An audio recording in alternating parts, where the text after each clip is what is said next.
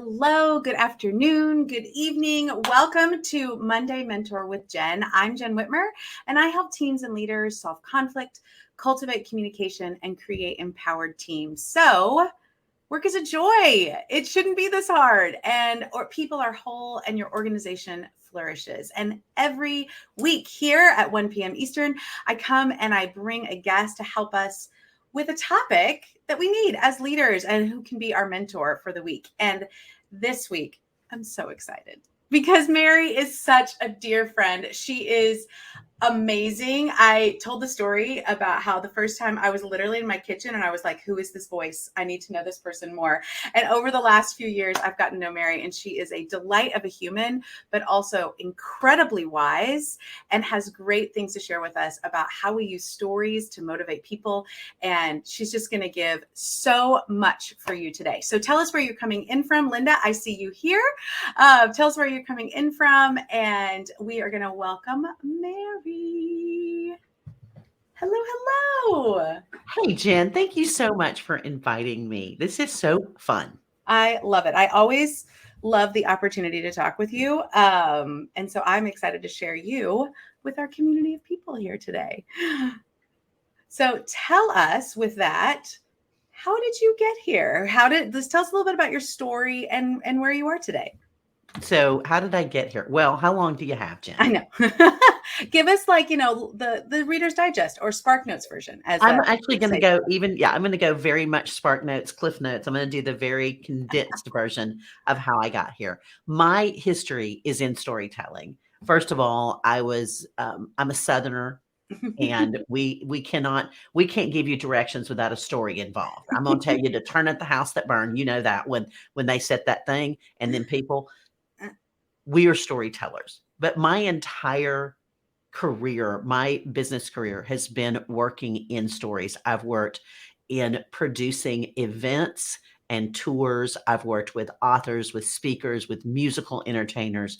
That's what I've been doing for the past, we're not going to get into exactly how many years, but it's more than 20, okay? I know y'all are shocked right now. You're like, how? She just graduated college. It's amazing. I started young. And 6 months ago, I left the corporate world. I was in the corporate world. I worked for a major nonprofit, Compassion International, and I helped build the message, teach people how to share the message. And I wanted to do more, Jen. I wanted to work with more people, more nonprofits that were smaller, that didn't have the team that I had. So I stepped out on my own and created impact with story. So I now am helping nonprofits, speakers, influencers tell their stories. Oh, I just love that part of your journey and the bravery that it takes to leave and start your own thing. I have a lot of people that I've worked with, people in the audience who have left for a new industry that, that switch is really challenging. And so there's so much empathy that we have for you in that. And there's so much goodness that comes from taking that leap and taking that risk. So I'm, applaud you and welcome other people to say, yeah, I've done that too. So if you are listening to us live, we'd love for you to tell us that you're here live. If you're watching the replay, we will come say hi to you then on the replay. Let us know in the comments. If you've got questions, you can pop them in there. And because what we're going to talk about today is really stories that move people. Like when you're given the direction story and, remember where that dog used to sit, those kind of stories. Yes. Those hopefully get people where they're going, but they're not that motivational story that changes minds or changes hearts or moves people to action. And we as leaders do that all the time. Mary is doing this on this huge scale, doing it for nonprofits, but also if you're trying to motivate your team, stories are the way to do that, to help them see the purpose, to help them see the big picture. And so there are great nuggets here that Mary's going to share about how you motivate people in general, even though a lot of what Mary is doing is through the lens of supporting nonprofits. So I wanted to find some terms at the beginning. Tell us what you think of as a story and the purpose of storytelling. Well, the purpose of story, this is such a great question because it is such a hot topic. I hear the term storytelling in the corporate world, in team leadership. it's very much about who you're talking to. Now, this is the difference, because a lot of people think it's about me, about what no, it's the exact opposite. The stories you tell are very involved with the people you are speaking with, the conversations you're having. Case in point, recently somebody reached out to me and they said, Mary, we're going back to a full schedule. So they had been in the COVID schedule. They had gone to a half day or a half day off on Friday. So what kind of story do I need to tell them? I was like, don't tell them a story. They don't need a story. Just impart the truth. That did not need a story. But at the same time, if you are wanting to create, let's say you want your sales team to understand more about this new widget you've created, then you find the story of how the widget is being used. And you share the story, because that is going to encourage them, hopefully inspire them, give them talking points. But telling them that they don't have half a day off on Friday, there ain't nothing you're going to say it's going to make them happy. So just tell them. Just because I think sometimes we think we have to have a story for everything. No, you don't. Such a good clarification. I mean, because having a story for everything can sometimes get a little frustrating. And also, all the Enneagram 8s and 3s in the world are like, thank you. Enneagram 8 showing up. That would be you. But I think one of the things you said that is so important is when you are using stories, while you may be sharing a story that is your story, it's not actually about you. And that's really counterintuitive. So help us understand that. Yes. Remember, storytelling is about moving the audience to action. Whether that action is, for me, when I'm working with a nonprofit, I want somebody to raise their hand and say, I'll go with you. I'll give you money.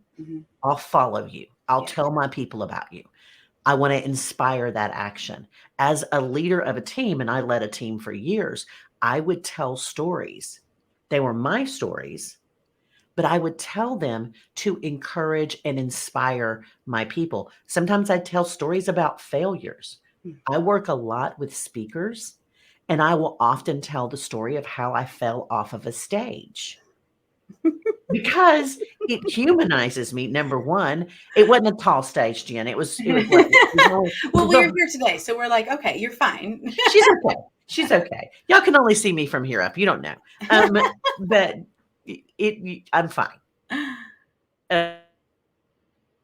It is very important that we tell stories that are for our audience, that impact our audience, that reach their hearts. They're not about us. I don't tell you the story about how I fell off the stage to make much of me. That really is to help you see that we all, as speakers, even those who have 25 plus years on a platform, because it wasn't that many years ago I fell off. It wasn't like the very first time I stood up on a platform. It was just, I was a little cocky and I wasn't paying attention, and it was real dark. And I had failed to do the one thing that I always do when possible. I had failed to walk the stage. Off and did a huge deep knee bend. And I plied out to the audience and went back around and came back up. This is lovely. But that story, I'm sure as people are listening, they're like, oh my gosh, I remember the one time I did blah, blah, or whatever that is. Because I'm immediately connecting when I was in high school and I was Yenta in Fiddler on the Roof, and we were wearing these really slick shoes and we had a ramp and I slipped down the ramp as I was exiting a scene. And that's what I think of. And so that's what the powerful story is, because we now are connected in a different way.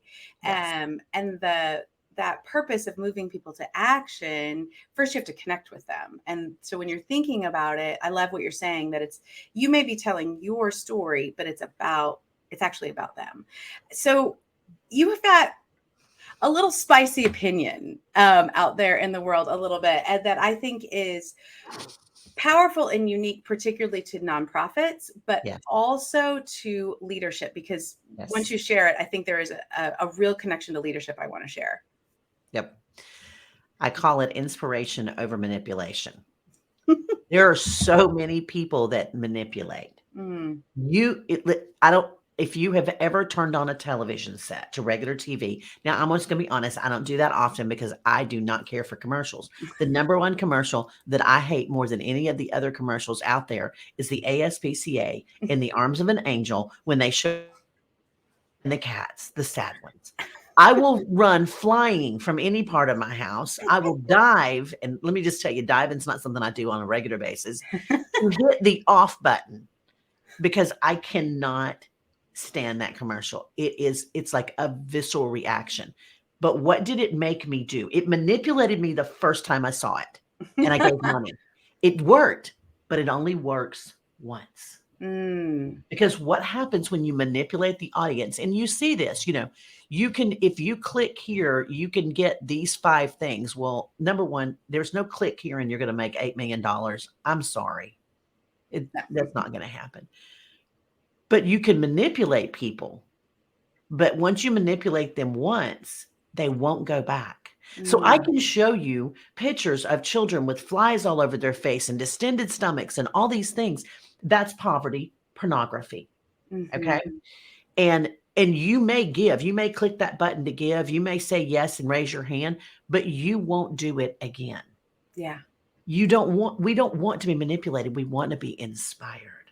That is such a key difference. I mean, I love the term inspiration over manipulation. First of all, it's kind of fun to say, but also I think it leads to that compassion fatigue. Yes. Like you just and what you're wanting as a nonprofit is clearly repeat people you develop into donors over time that are part of your community supporting you. Absolutely. And as a leader, you're doing the same thing. You're wanting to move people into a community group of a team to move toward action. And I equate what you're saying often in the leadership space is shame. Like it's that manipulative way of shaming people into action, which works 1 or 2 times. And then they begin to lose trust. Yes. It's not effective.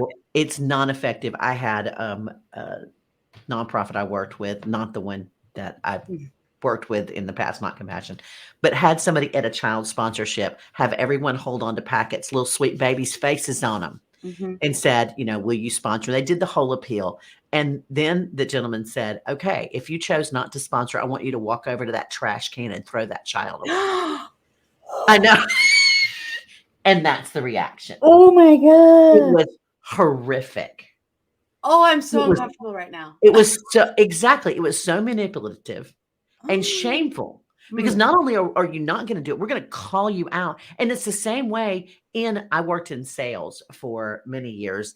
And we would, if you made goal this year, stand up.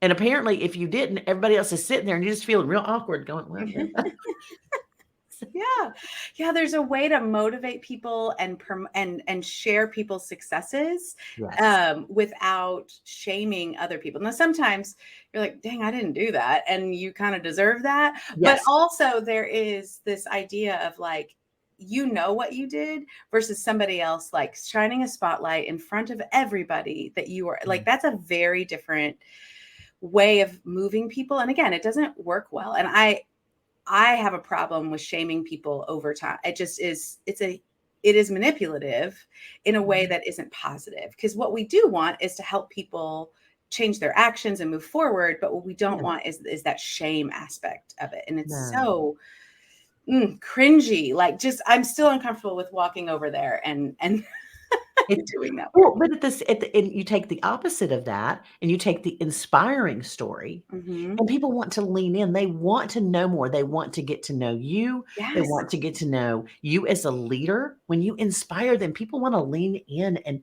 you can feel it in the room when people do this as opposed to this. Yes. So that's what stories do. Stories go from all about me and you quickly have to shift to all about us. Make it me to we. Really, and don't make anybody the hero of the story. Make the solution the hero of the story. Oh, tell us more about that. Tell us more. Well, that's an adage we hear, make the listener the hero of the story. No, we don't want to be the savior. Mm, I don't want to save anyone. I want to join the work of someone that's doing the work, wherever that work is, be mhm. it in the boardroom or be it in, the hills of Guatemala. Yeah. Wherever the nonprofit you're serving and their mission. Yeah. Exactly. I want to join you in the work you're doing. Mhm. And I don't want to be the savior of the story. Yeah. That's too much pressure. So good. That's so good. Yeah, for a moment it feels really good, and then you realize, yeah, it's too much pressure. And it's not a place of it's not a place that is sustainable, but it's also No. not a place of humility. In that way, I was at a nonprofit gala on Saturday night, and there was some amazing speakers. There were the clients of the nonprofit, and they spoke and just about the outcome. And here's what they have done with the help of this nonprofit. And then there was also their very new executive director, like 10th day on the job, executive director, who came and spoke. And he was really lovely, and talking a lot about how joining the work and really doing what you're talking about, this story of here we are, this is the work that we are doing together in this room of 500 people. But he was like, but we're doing this from a place of humility, because not only do we support this group of people that we're serving, they have something to teach us as well. It's not one-sided. And I just thought that was so important to point out in this particular group that could have easily gone the direction of you all are the saviors. And so I was so happy about that. And I just love what you're saying, that the solution can be the hero. And when you're on a team, that's what you want. And that's where we move. Oh my gosh, Mary. Okay, so it's time for us to stop. And I'm just looking at the time, and because I could talk to you forever about this. So if you could give us one little nugget takeaway. I love this, like, make the solution the story, or make the solution the hero. Anything else that you want to, like, give us this little piece, and then tell us how to find out more about you. Tell us where we can learn more from you. Sure. Obviously, I've given you all my wisdom, so I thought you're done for the day. no, I'm done. Make the story about him or her. And when I say him or her, I'm talking about one person. Mm. When you're telling a story, tell it to one person, because then it becomes a conversation and not an whatever those things are called. Yeah. You know? Yeah. An It oration. yes, yeah, or a soliloquy. It's all about a conversation. As you build a story, remember the word "you," not to use it accusatorily, but to use it in ways like, "Have you ever felt that way? Yeah. Have you ever been there?" So there you go. Oh, good. So moving from me to we, making the solution the hero. Talk to one person. Yeah. And inviting people in with you. I love it. Such great tips. Okay, so how can we find you? Where are you the most? This is more about Mary if you want the QR code, but let's hear it from Mary herself. QR code. It's very simple. Impactwithstory.com. Great. Very simple to find. I'm here on LinkedIn, Mary R. Snyder. And if you're listening to me any other place, it is always Mary R. Snyder. It's real easy to find me. Instagram, Facebook, Twitter, all the places. All the places. Awesome. Well, thank you so much for your time today. I really, really appreciate your wisdom. I always enjoy your stories, and I might have to text you later to find out more about this falling off the stage, just for my own enjoyment. I can tell you If more only I had video. If only I had video. Oh, there's video of mine. It's so fine. And what Mrs. Wagner told me later. Anyway, it's totally great. It's not a problem. I've gotten over it. So for everybody, I am usually here 1 p.m. Eastern. We are taking a 6-week hiatus. It's like I'm a real show. And we will be back on July 31st. So I'll still be posting on LinkedIn, still be around. You can always go back and watch past episodes. But Mary is our season closer. I couldn't ask for a better season closer. And I'm going to take my own teaching that I always tell people about, taking rest. And I will be resting the next 6 weeks from this particular show. And we will see you again in July. So make sure you check out some past episodes. Find Mary. And here on LinkedIn and Instagram, she's a great person to follow. And just also, if you like big earrings and cool shoes, this is where we are too. Find Mary. So I hope you all have a great summer, and talk to you all later. Bye.